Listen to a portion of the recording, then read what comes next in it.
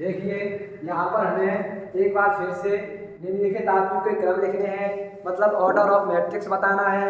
उसके बाद हमें यह बताना है कि निम्नलिखित आव्यूह में से कौन सी हमारी वर्ग आव्यूह है। ठीक है, क्वेश्चन नंबर पहला हम स्टार्ट करते हैं। सबसे पहले हम इसमें देखते हैं कि हमारी पंक्तियों की संख्या कितनी है, उसके बाद हमारे स्तंभों की संख्या कितनी है, मतलब नंबर ऑफ रोज कितनी है और नंबर ऑफ कॉलम कितनी है।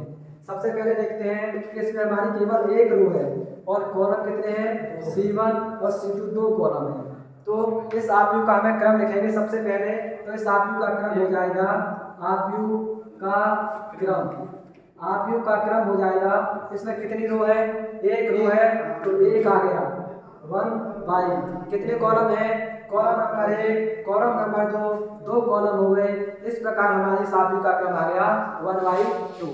उसके बाद हम देखेंगे कि हमें इसमें एक चीज और देखनी है कि हमारा वर्ग आव्यूह है या नहीं। तो वर्ग आव्यूह के लिए मैंने आपको बताया है कि यदि हमारे रो की संख्या और कॉलम की संख्या अगर इक्वल हो जाती है तो हमारा ये वर्ग आव्यूह हो जाएगा।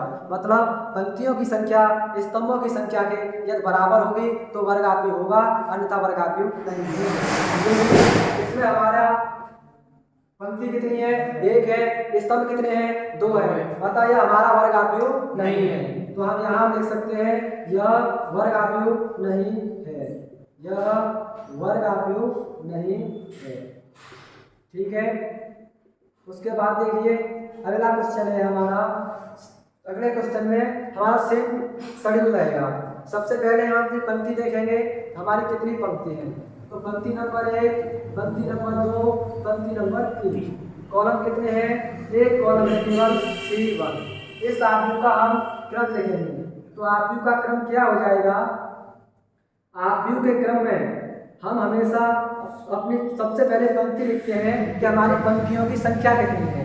तो हमारी इसमें 3 पंक्ति है और कॉलमों की संख्या कितनी है, एक संख्या है। इस प्रकार हमारे आव्यूह का क्रम आ गया 3/1। उसके बाद हम देखते हैं कि हमारा वर्ग आव्यूह है या नहीं। तो हम देखते हैं कि इसमें हमारे पंक्तियों की संख्या 3 है और हमारे स्तंभों की संख्या 1 है, इसीलिए यह हमारा वर्ग आव्यूह नहीं होगा। आगे देखते हैं इसी प्रकार इसमें हमारे पंक्तियों की संख्या 2 है और स्तंभों की संख्या केवल 1 है। तो हम इस आव्यूह का क्रम लिखेंगे। तो आव्यूह का क्रम हो जाएगा आव्यूह का क्रम, पंक्ति कितनी है हमारी 2, पंक्ति नंबर 1 पंक्ति नंबर 2, स्तंभों की संख्या कितनी है 1। तो आव्यूह का क्रम हो गया 2/1। इस प्रकार हमें इसमें यह भी देखना है कि वर्ग आव्यूह है या नहीं। वर्ग आव्यूह का हमारा सेम शेड्यूल है, यदि पंक्तियों की संख्या स्तंभों की संख्या के बराबर होगी तो वह हमारा एक वर्ग आव्यूह होगा, अन्यथा वह एक वर्ग आव्यूह नहीं होगा। हम यहाँ पर देखते हैं हमारी पंक्तियों की संख्या 1, 2 है और स्तंभों की संख्या केवल 1 है जो कि बराबर नहीं है, इसलिए यह भी हमारा वर्ग आव्यूह नहीं होगा। आपको वह क्वेश्चन बताना है जो कि वर्ग आव्यूह हो, जो वर्ग आव्यूह होगा उसके आगे लिख देना यह वर्ग आव्यूह है, अन्यथा उसमें कोई कमेंट नहीं करनी। इसमें देखते हैं हम, इसमें हमारी पंक्तियों की संख्या कितनी है, 2 पंक्तियों की संख्या है, कॉलम की संख्या कितनी है, 2 कॉलम की संख्या है। तो हमारा यहाँ पे आव्यूह का क्रम क्या हो जाएगा, आव्यूह का क्रम। तो 2 पंक्ति है हमारी, 2 कॉलम है, तो हमारा ऑर्डर ऑफ मैट्रिक्स आव्यूह का क्रम 2/2 हो गया। अब हम यहाँ पर वर्ग आव्यूह देखेंगे तो हमारे इसमें पंक्ति कितनी है 2, कॉलम कितने हैं 2। इस प्रकार हमारा ये क्या हो गया, एक वर्ग आव्यूह हो गया। अतः यह एक वर्ग आव्यूह है, यह एक वर्ग आव्यूह है। उसके बाद हम देखते हैं नेक्स्ट क्वेश्चन, इधर का नोट कर दिया, ठीक है। इस क्वेश्चन का लास्ट क्वेश्चन है, इसका लास्ट पार्ट है, वो है हमारा 3 का 8 क्वेश्चन है।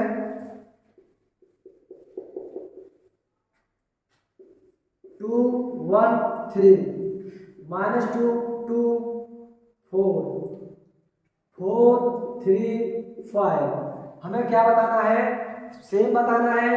सबसे पहले आव्यूह का क्रम बताना है, उसके बाद हमें यह बताना है ये वर्ग आव्यूह है या नहीं। तो आव्यूह का हम क्रम बताएंगे, आव्यूह का क्रम।